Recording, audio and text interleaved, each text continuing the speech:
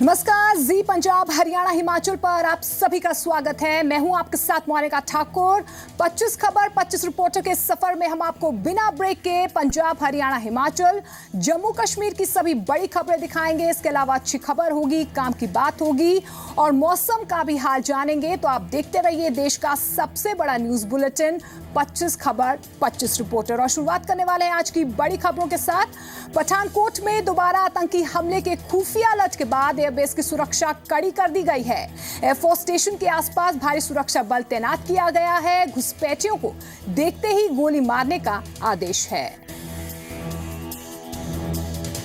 खुफिया अलर्ट मिलते ही पठानकोट एयरबेस की सुरक्षा बढ़ा दी गई है। एयरबेस की दीवारों पर घुसपैठियों को देखते ही गोली मार देने वाले आदेश के पोस्टर लगाए गए हैं। पठानकोट एयरबेस की सुरक्षा की गई सख्त, घुसपैठियों को देखते ही गोली मारने का आदेश। एयरबेस अथॉरिटी ने लगाए चेतावनी वाले बोर्ड। पठानकोट एयरबेस के पास लगे इस बोर्ड को देखिए।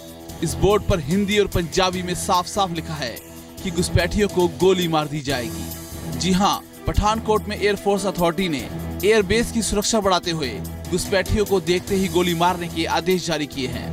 तो ये नॉर्मली जो भी डिफेंस एस्टेब्लिशमेंट्स होते हैं वो इंट्रूडर्स के लिए इसी तरीके का कुछ ना कुछ मैसेज रखते हैं कि इंट्रूजन को बर्दाश्त नहीं किया जाएगा। लेकिन एयरफोर्स अथॉरिटी के इस आदेश के बाद एयरबेस के साथ सटे गांव में दहशत का माहौल है। हालांकि दहशत को कम करने के लिए पंजाब पुलिस ने बीएसएफ के साथ एयरबेस के आसपास और बॉर्डर एरिया पर फ्लैग मार्च भी निकाला। वहीं जिले के एडिशनल डिप्टी कमिश्नर सौरभ राज का कहना है कि लोगों को घबराने की जरूरत नहीं है। इससे पठानकोट की जनरल पब्लिक को पैनिक क्रिएट करने की कोई ज़रूरत नहीं है। जब तक वो इंट्रूड नहीं कर रहे हैं, nothing is going to happen. दरअसल इसी साल की 2 जनवरी को पठानकोट का ये एयरबेस आतंकियों का निशाना बना था, जिसके बाद एयरफोर्स अथॉरिटी ने एयरबेस की सुरक्षा काफी सख्त कर दी है। टेरर अटैक होने के बाद में सिक्योरिटी बहुत स्ट्रांग कर दी गई है। डॉग स्क्वाड्स भी डिप्लॉय कर दिए गए हैं और एयरफोर्स की सिक्योरिटी काफ़ी बढ़ा दी गई है।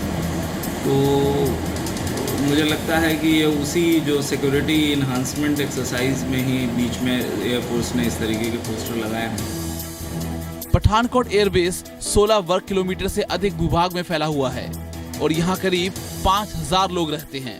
2 जनवरी के आतंकी हमले के बाद एयरबेस की सुरक्षा को लेकर काफी सवाल उठे थे, लेकिन भविष्य में दोबारा ऐसी घटना ना हो, इसको लेकर एयरफोर्स अथॉरिटी अलर्ट हो गई है। जनवरी महीने की शुरुआत में आतंकियों ने पठानकोट एयरबेस को निशाना बनाया था। इसी वजह से सेना और प्रशासन इस बार कोई गुंजाइश नहीं छोड़ना चाहते। पठानकोट से अजय महाजन के साथ संदीप ओबरॉय, जी मीडिया। पंजाब के पशुपालन मंत्री गुलजार सिंह रणिके ने आज फतेहगढ़ साहिब में शिरोमणि अकाली दल के एससी विंग के कार्यकर्ताओं के साथ बैठक की और पार्टी की मजबूती पर जोर दिया। पंजाब के कैबिनेट मंत्री गुलजार सिंह रणिके ने दावा किया है कि 2017 में लोग सूबे में अकाली बीजेपी की सरकार बनाएंगे। पंजाब के कैबिनेट मंत्री गुलजार सिंह रणिके ने गुरुद्वारा फतेहगढ़ साहिब में शिरोमणि अकाली दल के एससी विंग के कार्यकर्ताओं के साथ बैठक की। इस दौरान रणिके ने बताया कि पार्टी को मजबूत करने के लिए जत्थेबंदी के सर्कल, गांव और वार्ड स्तर पर कमेटियां बनाई जाएंगी। वहीं रणिके ने दावा किया है कि 2017 में भी पंजाब के लोग अकाली बीजेपी के हक में वोट करेंगे। मतलब आने वाली ठगी तो आप बच सकीए जो आने वाली 2017 की चोण है। साडा मिशन जिहड़ा है वो तीसरी बार भी सरकार ये लोग सब तो वड्डा अहम रोल दा इन्हां दा लोकां दा होएगा। इहदे विच सरकार बनाउण दे विच तीसरी वारी सरकार भी सरदार बाल साहब की अगुवाई दे थल्ले बनेगी। कैबिनेट मंत्री ने बताया कि पोस्ट मैट्रिक स्कॉलरशिप स्कीम के तहत वजीफे मुहैया करवाने के लिए पंजाब सरकार ने 106 करोड़ रुपए जारी कर दिए हैं। 106 करोड़ रुपया जिहड़ा वो होना थोड़े समय च आ गया। पहला वो थोड़े लेट हो गए। सेंटर तो पैसा स्टेट सरकार का पैसा पूरा जिन्ना शेयर है वो सारा का सारा देता ही। उतों थोड़ी कमी पेशी हुई इन्होंने करके जो गल कर रहे ना भी उन्होंने इनकुआरियां शुरू हुई जो इस तरह की गल्लां करते वो करके जूसियां लेट भेजनियां पईयां, उन्होंने कोल जूसियां नहीं जा सकियां। तो पैसे जोड़े वो लेट हो गए, जिन्होंने क्लीयर हो जाते उन्होंने पैसे नाल पाई जा रहे हैं। रणिके ने कहा कि अगर कोई शिक्षण संस्थान गरीब वर्ग के छात्रों की अनदेखी करता है तो उसके खिलाफ सरकार सख्त कार्रवाई करेगी। 2017 के विधानसभा चुनाव के मद्देनजर अकाली दल एससी विंग के कार्यकर्ताओं को सक्रिय भूमिका निभाने की खातिर तैयार कर रहा है। फतेहगढ़ साहब से हरप्रीत सिंह, जी मीडिया। पटियाला के समाना में डायरिया का डंक जानलेवा बन गया है। शहर में डायरिया के प्रकोप ने अब तक 6 लोगों की जान ले ली है।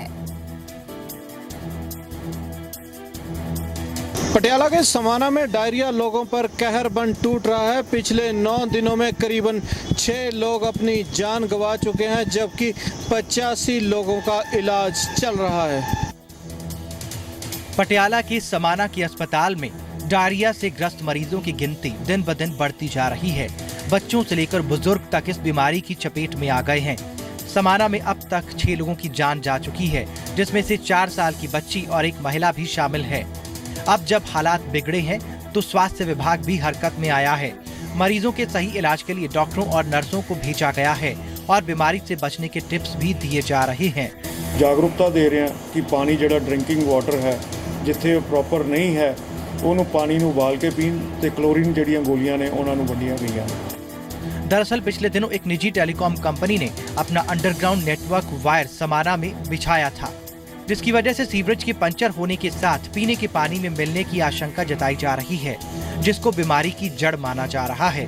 प्रशासन अभी इस मामले में खामोश है, लेकिन अस्पतालों में बैठे ये परिवार अपनों के स्वास्थ्य को लेकर लगातार चिंतित हैं।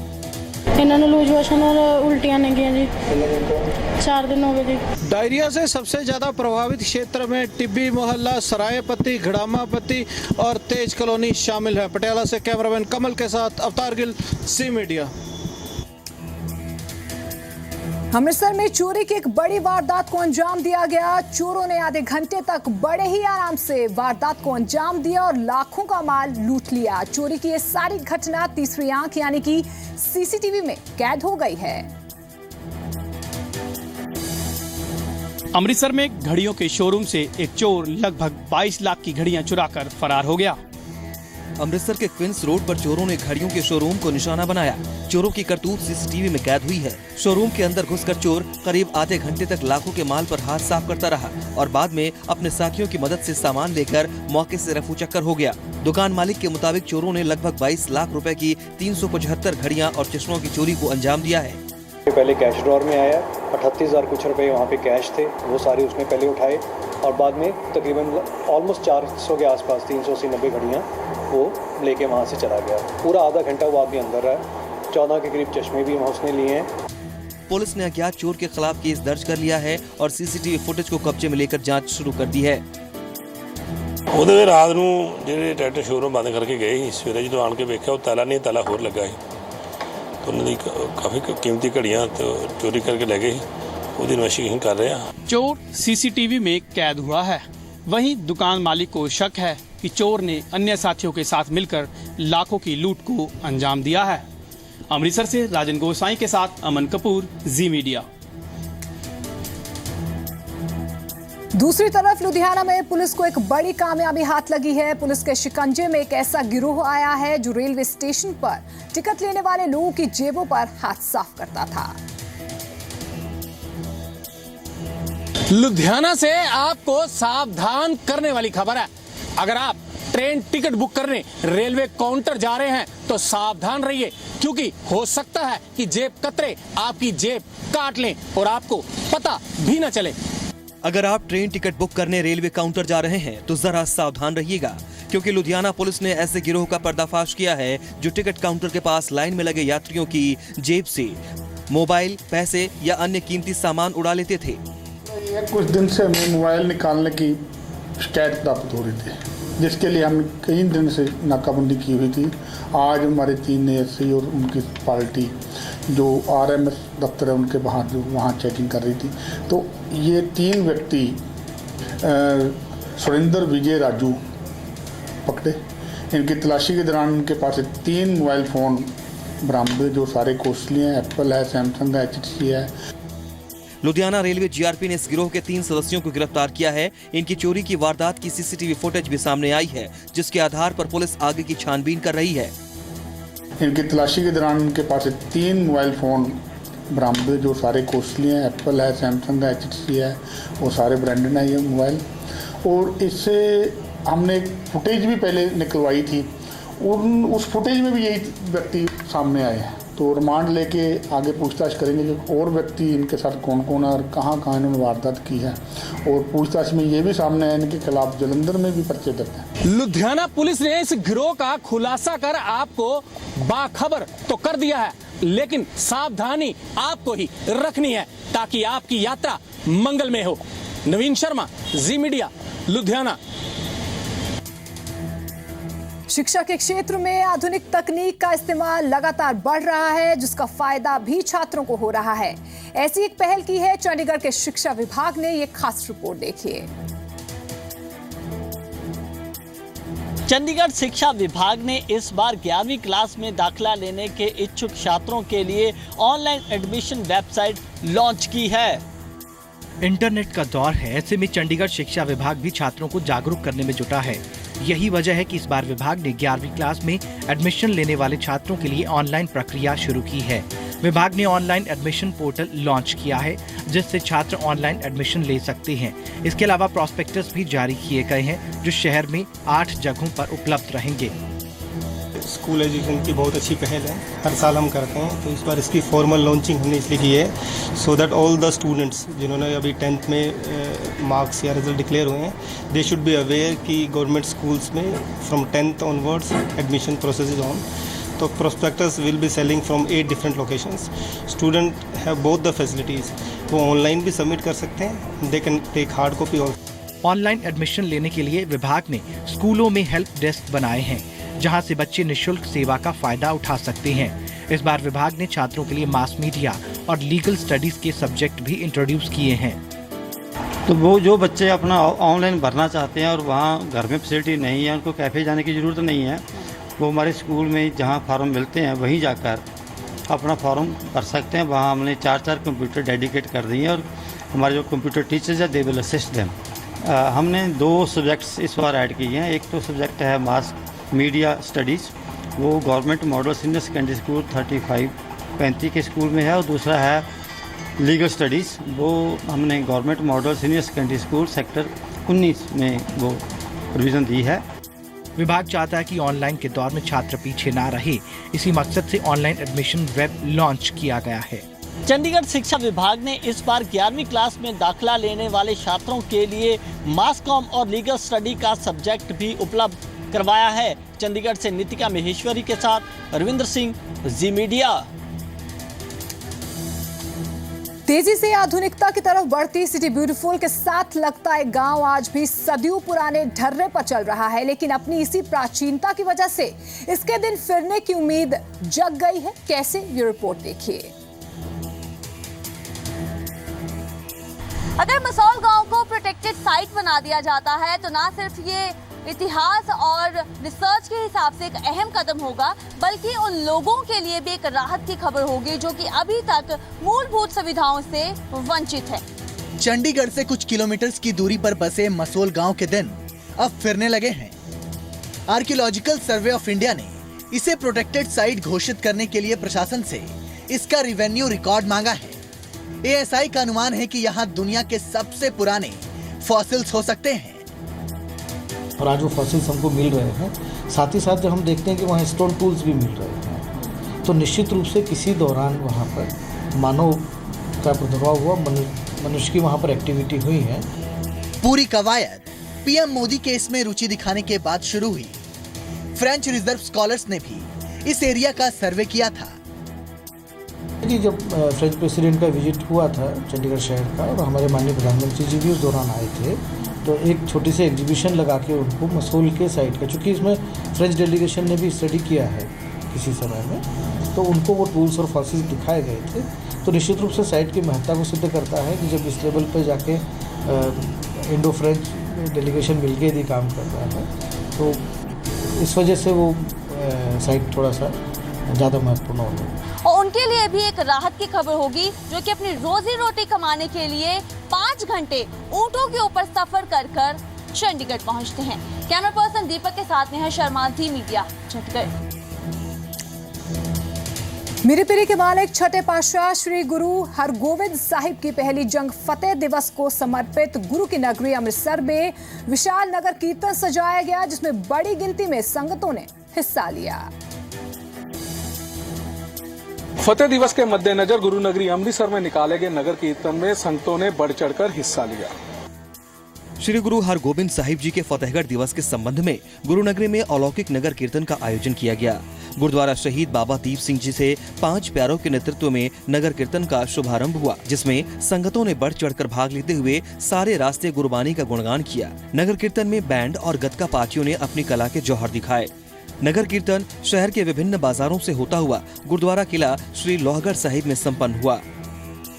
अमर शहीद बाबा दीप सिंह ਦੇ ਪਾਵਨ ਸਥਾਨ ਗੁਰਦੁਆਰਾ ਸ਼ਹੀਦ ਗੰਜ ਸਾਹਿਬ ਜੀ ਤੋਂ ਵਿਸ਼ਾਲ ਨਗਰ ਕੀਰਤਨ ਸਤਿਗੁਰੂ ਸਾਹਿਬ ਸ੍ਰੀ ਗੁਰੂ ਗ੍ਰੰਥ ਸਾਹਿਬ ਜੀ ਮਹਾਰਾਜ ਦੀ ਛਤਰ ਛਾਇਆ ਹੇਠ ਔਰ 5 ਪਿਆਰੇ ਸਾਹਿਬਾਨ ਦੀ ਅਗਵਾਈ ਵਿੱਚ ਇੱਥੋਂ ਆਰੰਭ ਕੀਤਾ ਜਾ ਰਿਹਾ ਹੈ, ਜੋ ਸ਼ਹਿਰ ਦੇ ਵੱਖ-ਵੱਖ ਥਾਵਾਂ ਤੋਂ ਹੁੰਦਾ ਹੋਇਆ ਵੱਖ-ਵੱਖ ਪੜਾਵਾਂ ਤੋਂ ਹੁੰਦਾ ਹੋਇਆ ਦੁਪਹਿਰ ਬਾਅਦ ਗੁਰਦੁਆਰਾ ਕਿਲਾ ਸ਼੍ਰੀ ਲੋਹਗੜ੍ਹ ਸਾਹਿਬ ਜੀ ਤੇ ਸਮਾਪਤ ਹੋਵੇਗਾ। ਵਾਹਿਗੁਰੂ ਜੀ ਕਾ ਖਾਲਸਾ वाहिगुरु जी की फतेह। मीरी पीरी के मालिक साहिब श्री हरगोबिंद साहिब जी की पहली जंग पहली फतेह को सिख कौम फतेह दिवस के रूप में मनाती है। अमृतसर से राजन गोसाई, जी मीडिया। हरियाणा के मुख्यमंत्री मनोहर लाल खट्टर ने प्रदेश में उच्च शिक्षा को बढ़ावा देने के लिए इस साल 1650 करोड़ रुपए के बजट का प्रावधान किया है। भिवानी दौरे पर पहुंचे हरियाणा के मुख्यमंत्री मनोहर लाल खट्टर ने गांव प्रेमनगर में 131 एकड़ में बनने वाले चौधरी बंसीलाल विश्वविद्यालय का शिलान्यास किया। हरियाणा के मुख्यमंत्री मनोहर लाल ने भिवानी के गांव प्रेमनगर में 131 एकड़ भूमि पर चौधरी बंसीलाल विश्वविद्यालय का शिलान्यास किया। यहाँ कौशल विकास केंद्र भी बनेगा। मुख्यमंत्री ने इस दौरान ये भी कहा कि प्रदेश में उच्च शिक्षा को बढ़ावा देने के लिए 1650 करोड़ रुपए के बजट का प्रावधान किया गया है। भिवानी में चौधरी बंसीलाल विश्वविद्यालय की ये जो शिलान्यास का कार्यक्रम था बहुत समय से पेंडिंग था। प्रेमनगर की पंचायत का हम एहसानमंद हैं कि उन्होंने अपनी पंचायत की ज़मीन दी है, तो इस ज़मीन के ऊपर आज इस विश्वविद्यालय का जो एक अच्छा विश्वविद्यालय दिन रात प्रगति कर रहा है। इस दौरान जन स्वास्थ्य मंत्री घनश्याम सर्राफ भी मुख्यमंत्री के साथ थे। मुख्यमंत्री ने कहा है कि वो प्रदेश में ऐसी शिक्षा पद्धति विकसित करना चाहते हैं जिससे युवाओं को ज्यादा से ज्यादा रोजगार के अवसर मिल सकें।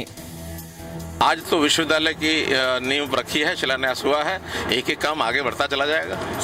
मुख्यमंत्री मनोहर लाल ने चौधरी बंसीलाल को भी याद किया। वहीं मुख्यमंत्री ने दोहराया कि प्रदेश के चहुमुखी विकास के लिए सरकार ने 69,000 करोड़ रुपए के बजट को बढ़ाकर इस साल 88,000 करोड़ रुपए कर दिया है। बजट में पहली बार किसी सरकार ने 28% की वृद्धि की है। मुख्यमंत्री मनोहर लाल खट्टर ने इस दौरान रोजगार परक और व्यवहारिक शिक्षा पर जोर देते हुए कहा कि वे ऐसी शिक्षा पद्धति लाना चाहते हैं जिससे रोजगार युवाओं को ज्यादा से ज्यादा रोजगार मिल सके।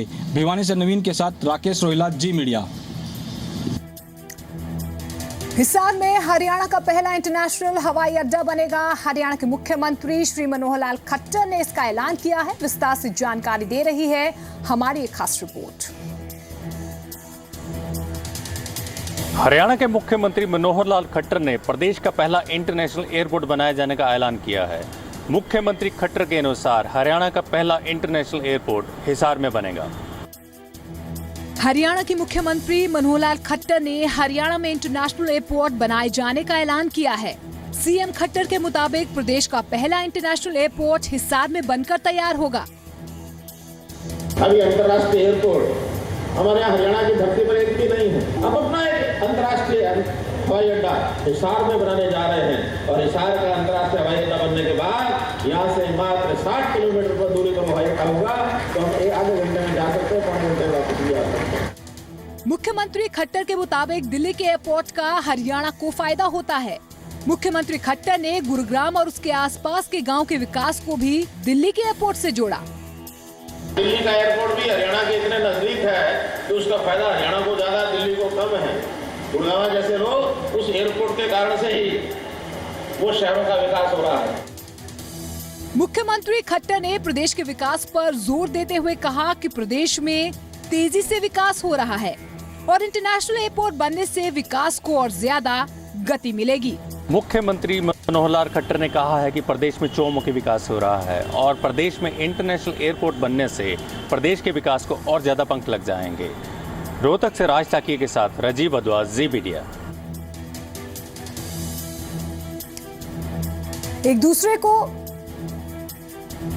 एक दूसरे को हर वक्त कोसने वाली सियासी पार्टियां इंटरनेशनल लोकदल और कांग्रेस हरियाणा में राज्यसभा चुनाव के मद्देनजर हाथ मिलाती दिख रही हैं। रिपोर्ट देखिए।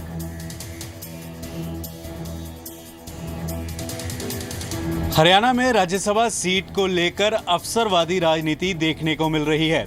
हरियाणा के दो विरोधी दल इनेलो और कांग्रेस राज्यसभा सीट को लेकर इनमें दोस्ती बनती हुई दिखाई दे रही है।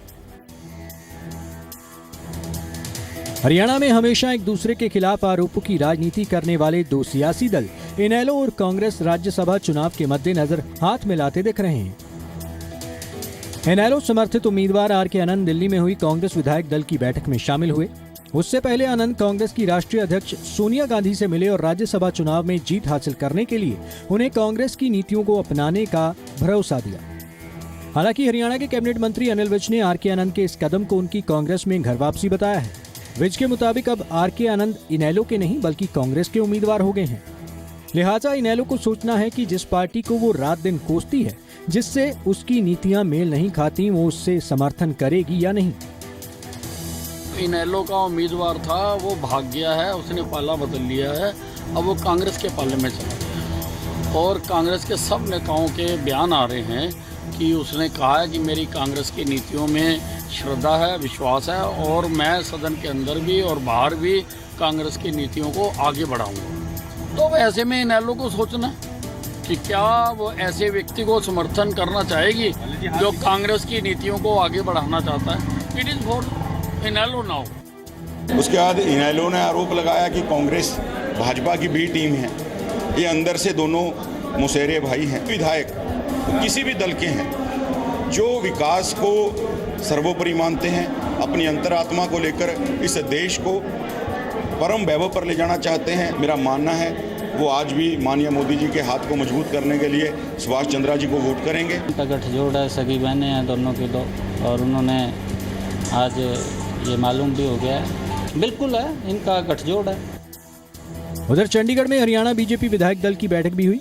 बीजेपी का स्टैंड क्लियर है कि वो बतौर निर्दलीय उम्मीदवार राज्यसभा का चुनाव लड़ रहे डॉक्टर सुभाष चंद्रा का समर्थन कर रही है। बीजेपी नेता डॉक्टर सुभाष चंद्रा की जीत को लेकर आश्वस्त हैं।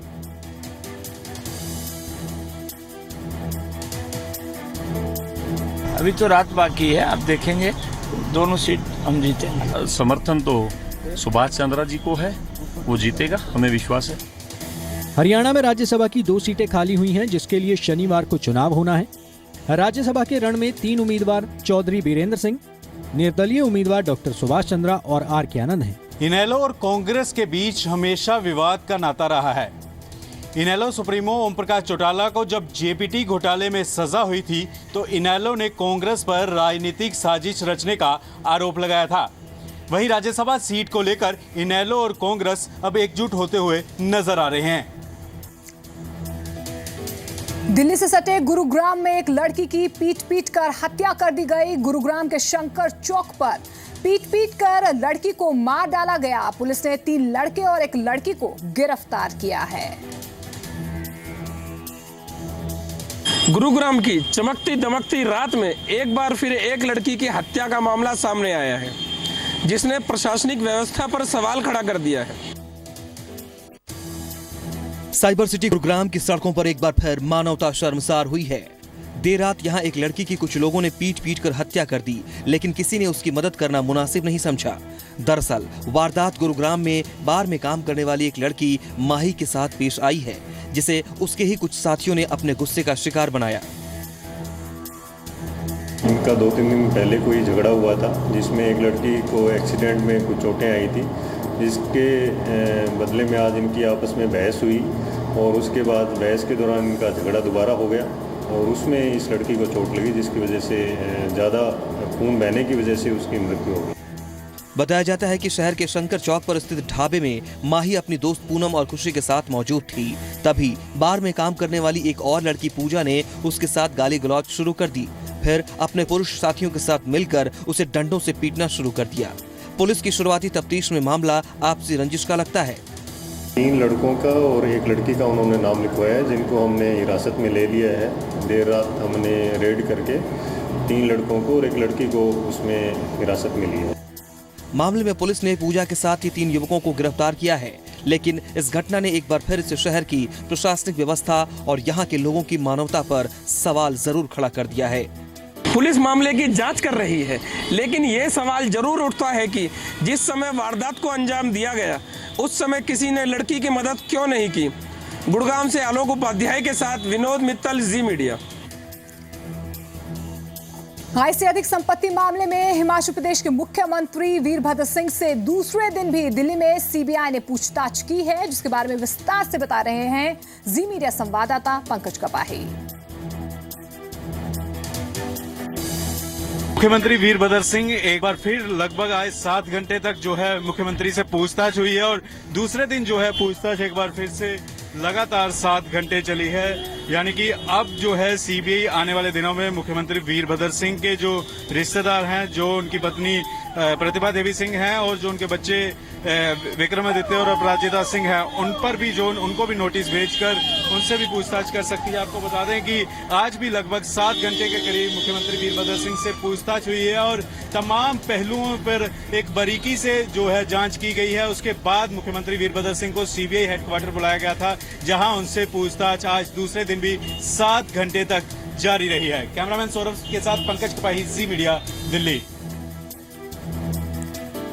मुख्यमंत्री वीरभद्र सिंह से चल रही सीबीआई की पूछताछ पर हिमाचल कांग्रेस के अध्यक्ष सुखविंदर सिंह सुक्खू ने कहा कि मुख्यमंत्री वीरभद्र सिंह का कानूनी प्रक्रिया में पूरी तरह से विश्वास है, वो सीबीआई का पूरा सहयोग कर रहे हैं। वीरभद्र सिंह से सीबीआई की पूछताछ के मामले में हिमाचल कांग्रेस का कहना है कि मुख्यमंत्री को कानूनी प्रक्रिया पर पूरा भरोसा है। आय से अधिक संपत्ति से जुड़े मामले को लेकर हिमाचल के मुख्यमंत्री से सीबीआई की जांच दूसरे दिन भी जारी रही। मुख्यमंत्री वीरभद्र सिंह से पूछताछ का दौर खूब लंबा चला। वहीं इस मामले पर हिमाचल कांग्रेस का कहना है कि मुख्यमंत्री कानूनी प्रक्रिया में विश्वास रखने वाले व्यक्ति हैं। माननीय मुख्यमंत्री जी ने हमेशा से कहा है कि मेरा कानून में विश्वास है और मैं कानून में विश्वास रखने वाला व्यक्ति हूँ। तो जो पूछताछ वो कर रहे हैं वो उन्होंने कहा जो भी कानूनी प्रक्रिया उसके अनुसार मैं उसका जवाब दूंगा। प्रदेश कांग्रेस अध्यक्ष सुखविंदर सिंह सुक्खू ने बताया कि जांच एजेंसी मुख्यमंत्री से पूछताछ करना चाहती थी, इसलिए मुख्यमंत्री दिल्ली गए हैं और जो भी सवाल पूछे गए होंगे उनका उचित जवाब दिया होगा। इसमें पूछताछ उनकी जो जानकारी उन्होंने जो इंक्वायरी करनी है या जानकारी प्राप्त करनी उसी के लिए माननीय मुख्यमंत्री दिल्ली गए और जो पूछताछ हो रही है उसका वो जवाब दे रहे हैं। हिमाचल बीजेपी ने सीएम से नैतिकता के आधार पर इस्तीफा देने की मांग की है। आज हिमाचल प्रदेश के मुख्यमंत्री श्री वीरभद्र सिंह जी से भ्रष्टाचार के मामले में, आय से अधिक संपत्ति जोड़ने के मामले में उनसे पूछताछ की है, तो ये हिमाचल प्रदेश के लिए भी और उनके लिए भी एक बहुत ही बुरी बात है और बुरी खबर है। इसलिए उनको अपने पद से तुरंत इस्तीफा देना चाहिए, ये हमारी मांग है। दरअसल दिल्ली हाई कोर्ट ने पिछली सुनवाई में कहा था कि केंद्रीय जांच एजेंसी मुख्यमंत्री वीरभद्र सिंह से पूछताछ कर सकती है, लेकिन कोर्ट की इजाजत के बिना गिरफ्तार नहीं कर सकती। वीरभद्र सिंह पूर्व यूपीए सरकार में केंद्रीय मंत्री के पद पर थे। उसी कार्यकाल से जुड़े मामले में सीबीआई उनसे पूछताछ कर रही है। शिमला से विशाल द्विवेदी के साथ संदीप सिंह, जी मीडिया। सूत्रों के हवाले से खबर है कि शिमला दूरदर्शन में सीबीआई ने छापेमारी की है। रॉयल्टी मामले को लेकर शिमला दूरदर्शन में छापेमारी की गई। सूत्रों से प्राप्त जानकारी के आधार पर ये कहा जा सकता है कि सीबीआई की रेड शिमला दूरदर्शन केंद्र में सुबह से चल रही है। 8 लोगों की सीबीआई की टीम है जो सुबह से दूरदर्शन के दस्तावेज और लोगों से पूछताछ कर रही है कि इस रेड का जांच का विषय रॉयल्टी में हुए घपले को बताया जा रहा है। कैमरामैन अशोक सोनी के साथ विशाल द्विवेदी, जी मीडिया, शिमला। हिमाचल कांग्रेस की लीगल सेल की बैठक हुई, जिसमें प्रदेश कांग्रेस अध्यक्ष सुखविंदर सिंह सुक्खू ने शिरकत की। हिमाचल कांग्रेस ने सूबे में लंबे अरसे से रह रहे लोगों को जमीन खरीदने का हक दिए जाने का समर्थन किया है। शिमला में हिमाचल कांग्रेस की लीगल सेल की बैठक हुई, जिसमें प्रदेश कांग्रेस अध्यक्ष सुखविंदर सिंह सुक्खू ने शिरकत की। बैठक के बाद सुक्खू ने कहा कि हिमाचल में लंबे अरसे से रह रहे लोगों को सरकारी इजाजत के बिना जमीन खरीदने का हक मिलना चाहिए। इस बाबत अपनी ही सरकार को प्रस्ताव भेजने के संकेत दिए गए।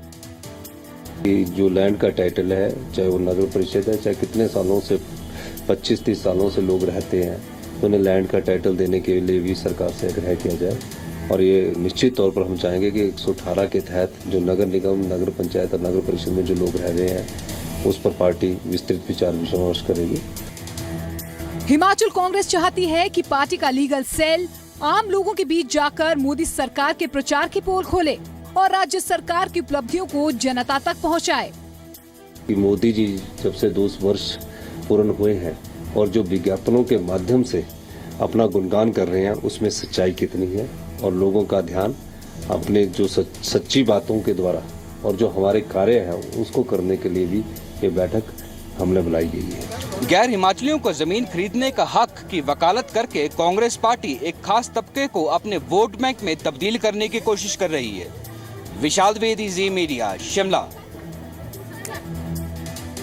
दिल्ली बीजेपी ने टैंकर घोटाले पर केजरीवाल सरकार को घेरने की कोशिश की है। बीजेपी विधायक विजेंद्र गुप्ता ने केजरीवाल पर घोटाले को दबाने के आरोप लगाए।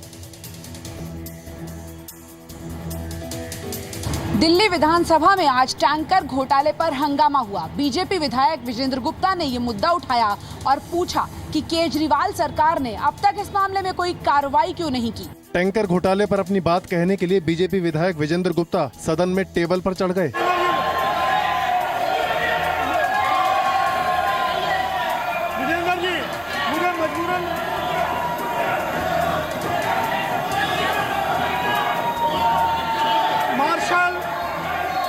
विजेंद्र गुप्ता ने कहा कि उन्हें बोलने का मौका नहीं दिया गया, इसीलिए उन्होंने ऐसा किया। विजेंद्र गुप्ता के मुताबिक केजरीवाल सरकार जानबूझकर इस घोटाले को दबा रही है। इन्होंने किसी भी जांच एजेंसी को वो रिपोर्ट क्यों नहीं सौंपी, किसी भी जल बोर्ड के अधिकारी के खिलाफ कार्रवाई क्यों नहीं की, किसी के खिलाफ भी एफआईआर क्यों नहीं दर्ज कराई।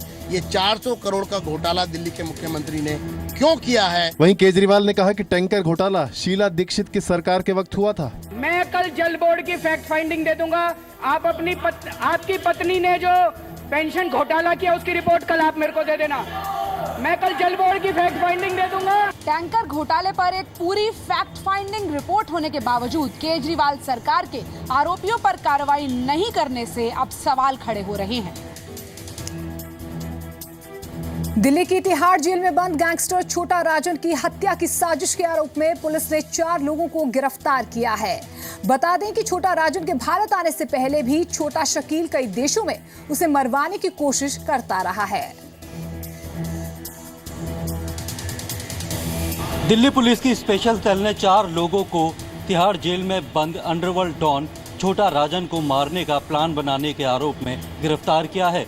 चारों पर दाऊद इब्राहिम के साथ ही छोटा शकील के गुर्गे होने का आरोप है।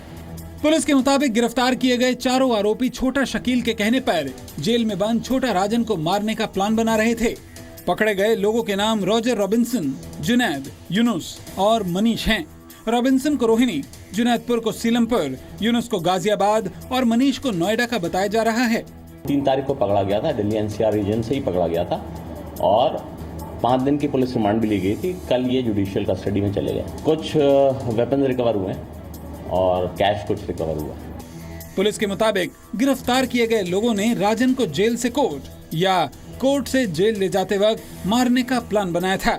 स्पेशल सेल ने इनके पास से 9mm की एक पिस्टल, 2 दर्जन से ज्यादा कारतूस और 40,000 रुपए बरामद किए हैं। पुलिस के मुताबिक इनमें से एक शख्स लगातार छोटा शकील के संपर्क में भी था। 27 साल से फरार चल रहे छोटा राजन को बाली में गिरफ्तार किया गया था। इससे पहले भी जेल के अधिकारियों को राजन को मारने की धमकी वाला मैसेज आ चुका है। काबुल से किडनैप हुई आगा खान डेवलपमेंट नेटवर्क एनजीओ से जुड़ी भारतीय महिला के परिजनों ने सरकार से उसे जल्द रिहा करवाने की अपील की है। अफगानिस्तान की राजधानी में एक अंतर्राष्ट्रीय एनजीओ में काम करने वाली भारतीय महिला का बीती रात अपहरण कर लिया गया। जूडिथ डिसूजा का परिवार कोलकाता का रहने वाला है। आगा खान डेवलपमेंट नेटवर्क नाम के अंतर्राष्ट्रीय एनजीओ के साथ काम करने वाली जूडिथ डिसूजा नाम की महिला को कल रात काबुल में अगवा कर लिया गया। सरकार कोलकाता में डिसूजा परिवार के संपर्क में है। जूडिथ की मां ने सरकार से अपनी बेटी की सकुशल रिहाई कराने की अपील की है। I want my daughter back. That's all. Kabul से किडनैप हुई जूडिथ डिसूजा 2015 से काबुल में काम कर रही हैं। भारतीय दूतावास ने अफगानिस्तान सरकार के सामने जूडिथ डिसूजा के अपहरण का मुद्दा उठाया है। वहीं सऊदी अरब की राजधानी रियाद में भी एक भारतीय महिला को उसके एम्प्लॉयर ने बंधक बना लिया। नासिर नाम के एक शख्स ने ट्वीट कर विदेश मंत्री सुषमा स्वराज से मदद की गुहार लगाई। ट्वीट मिलते ही सुषमा स्वराज ने मदद का भरोसा दिया। मैंने रियाद में भारतीय दूतावास को तुरंत एक्शन लेने को कहा है। आप दूतावास से संपर्क करें। भारतीय महिला का अपहरण इस बात पर अंदेशा करता है कि तालिबान जो है अफगानिस्तान में भारत की मौजूदगी पर चोट पहुंचाकर डराना चाहता है। ऑस्ट्रिया के वियना में एनएसजी ग्रुप की बैठक में एक बार फिर से चीन ने भारत को एनएसजी में शामिल किए जाने का विरोध किया है। न्यूक्लियर सप्लायर ग्रुप यानी एनएसजी की बैठक ऑस्ट्रिया के वियना में शुरू हो गई है। बैठक में चीन ने एक बार फिर भारत को एनएसजी में शामिल किए जाने का विरोध किया है, लेकिन अमेरिका से मिले समर्थन की वजह से एनएसजी में भारत की सदस्यता मिलनी लगभग तय मानी जा रही है। चीन चाहता है कि अगर भारत को एनएसजी में एंट्री मिलती है तो पाकिस्तान को भी एनएसजी में जगह मिलनी चाहिए। इस बीच अमेरिकी विदेश मंत्री जॉन कैरी ने एनएसजी के सदस्य देशों से अपील की है कि वो एनएसजी में भारत को शामिल किए जाने को लेकर एक राय बनाने में रुकावट पैदा न करें। देश में राजनीतिक दलों ने भी एनएसजी में भारत के मजबूत दावे पर खुशी जाहिर की। अमेरिका का ये टेस्ट होगा कि भारत को और पाकिस्तान को क्या एक जैसा राष्ट्र माना जाए। वहीं भारत को मिले अमेरिकी समर्थन से पाकिस्तान तिलमिलाया हुआ है। हमारी जो पॉइंट ऑफ व्यू है उसको काफ़ी हमायत हासिल है और जो इस वक्त तक हुआ है कि जी पहले एक और एक्सेप्शन जो 2008 में हुई थी दोबारा नहीं होनी चाहिए इंडिया के लिए और एक क्राइटेरिया बनना चाहिए। हालांकि चीन की तरह Turkey, New Zealand, Ireland, south Africa और ऑस्ट्रिया जैसे देश भारत की सदस्यता का विरोध कर रहे हैं। अगर भारत एनएसजी में शामिल होता है तो भारत को भी बिना रोक टोक परमाणु तकनीक हासिल होगी। पाकिस्तान इसीलिए परेशान है।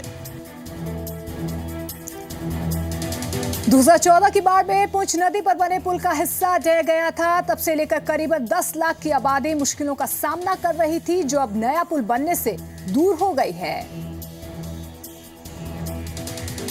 साल 2014 में आई बाढ़ के चलते टूटा पुल फिर से बनकर तैयार हो गया है, जिससे पुंछ की तकरीबन 10 लाख की आबादी की मुश्किल आसान हो गई है। जम्मू कश्मीर में पूंछ और राजौरी के बीच सड़क यातायात फिर से बहाल हो गया है। 2 साल के लंबे अरसे के बाद पूंछ नदी पर फिर से पुल का निर्माण पूरा हो गया है, जिससे लगभग 10 लाख की आबादी की मुश्किलें आसान हो गई हैं। जम्मू कश्मीर में आई बाढ़ के चलते 6 सितंबर 2014 को दोरुंगली पुल का एक हिस्सा बाढ़ में बह गया था। ये पुल पूंछ नदी पर बना था। जी हाँ, ये काफ़ी अरसा से ये पुल जो है डिस्कनेक्ट था।